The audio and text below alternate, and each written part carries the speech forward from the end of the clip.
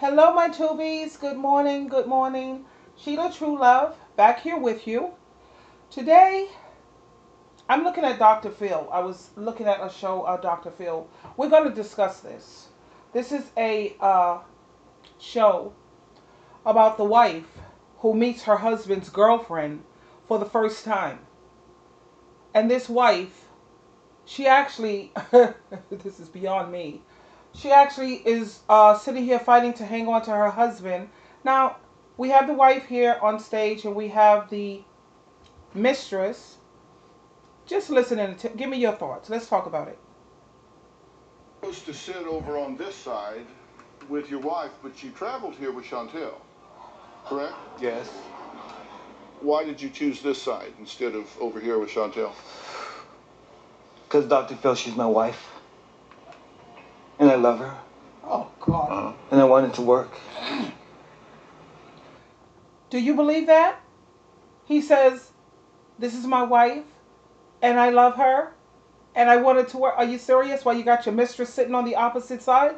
Is he serious? Now, is this a narcissist or is this a narcissist? Really? Listen in. Yeah. How do you feel about this one? Same thing. I love Chantel. You've been with him for 2 years, and he's married. When I first met him, he was separated. Had his own condo. Kind of one bald guy. You know what? This is what freaks me out when it comes to these females. They sit up here and they know the man is married. And they'll sit up here and use this excuse, but he was separated. Separated doesn't mean he's single and available. He is still married. Do you think that's going to sit well with God and Christ when you sit up there and say, oh, but God, I was separated? You're still a married man or a married woman. Now, if you feel that the relationship is over, get a divorce before you decide to go lay up with someone else. But he was single. Single is married, stupid. I'm so sick of these thirsty, desperate, hungry, parasite females. They're disgusting. Bald guy to another? Aren't you just kind of sitting around saying, how did I find two such gullible women? No. That's not what I'm saying. Dr. Phil is so right. These women are so gullible. Do they honestly believe that this man really loves and cares about them? The only person that this character cares about and loves and give a damn about is himself. Do you guys agree with me, my tubies? This isn't a game to me. It is a game to you. No, it's not. Don't give me that self-righteous crap. You are married to her, and she knows about her. You're with her, and she knows about her. And you got your cake and eat it too. So you're ping-ponging back and forth between the two of them.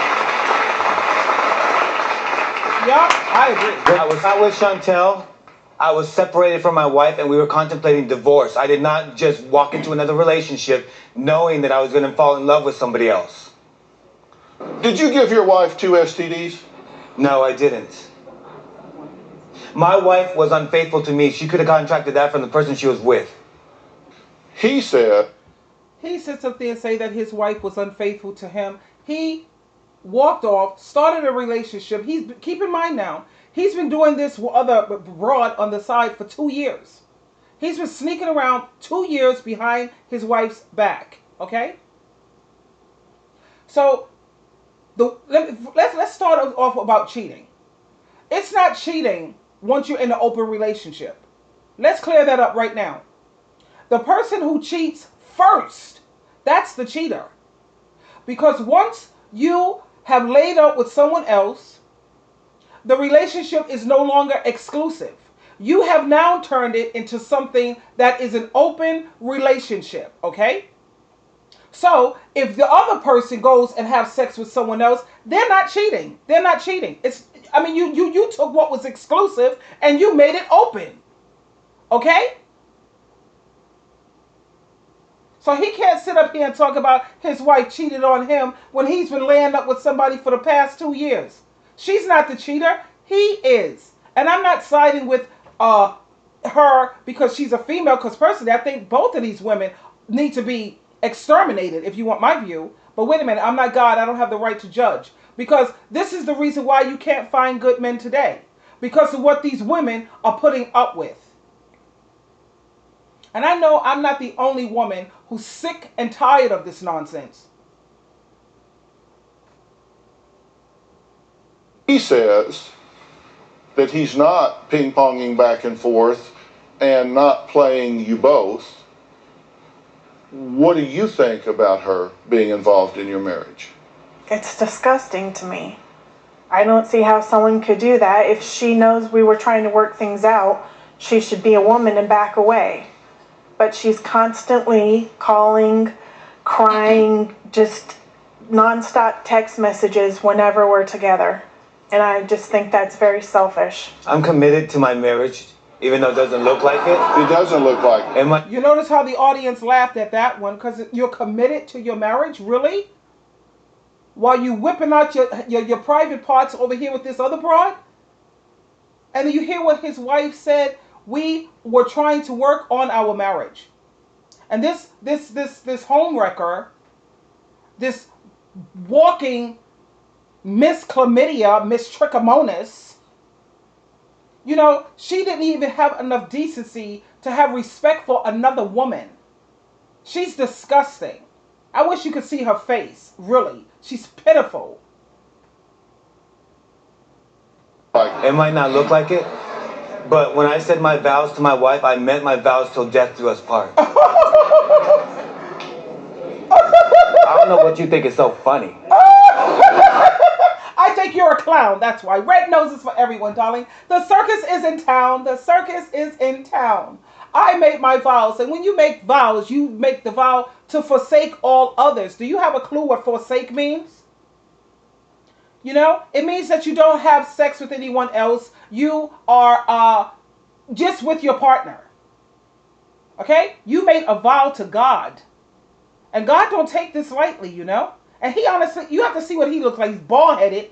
He looks like he's gay. I kind of thought he was gay, but what the hell do I know? Anyway, we all had to laugh. What the heck are you laughing at? What's not to laugh at, you freaking bald? Yeah, he is a clown. I could put the red nose on him and all. You know, people... I'm going to leave. People laugh because... He's getting ready to leave. Oh! No, if you're leaving, you need to go this way. Oh my God, he's... OMG, OMG. He actually got up and was ready to... And he's leaving. So, of course, Dr. Phil had to show him the... he's going the wrong way. I told you he was a mental patient. But anyway... This is way too funny. This is way too funny. I'm sorry. He can't. This is a narcissist in its true form. You have it here, folks. You're witnessing. You're listening straight. Oh my God. Are we having a good time or what? You need to go this way.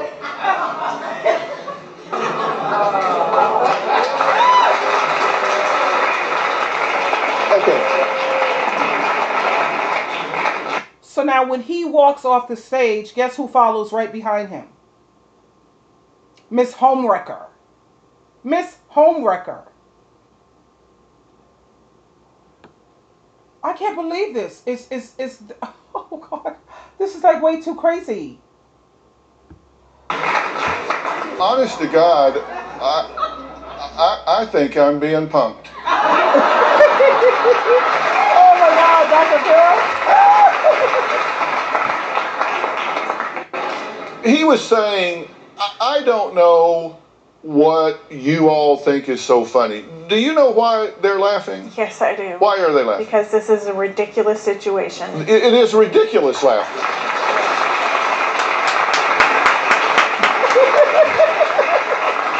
Unbelievable. They're laughing because they don't want to stand up on national television and say, holy are you kidding me?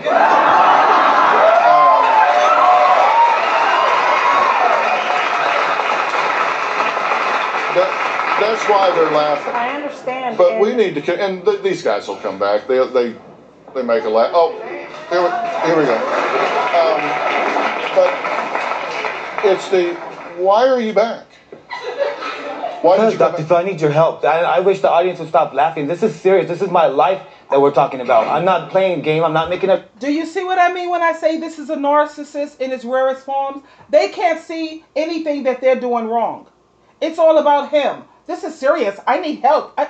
First of all, there is no cure for narcissists. It's a mental disorder. It's like someone who has schizophrenia. There's no cure. There's someone who has cerebral palsy. Someone who has, I don't know, some kind of ailment. Narcissism is a mental disorder that you cannot cure it. These are the most selfish individuals on the planet. I told you that they're nothing but demonic swine. He's a nut job. I'm not making up jokes. I don't know what's so funny, but this is my life that we're talking about. I came here today to get real answers and to find out some help from Dr. Phil. That's the only reason I'm here today. Well, since you're talking to them, I'll speak for them. May I speak for y'all? Yeah. They're laughing because it's ridiculous. Thank you.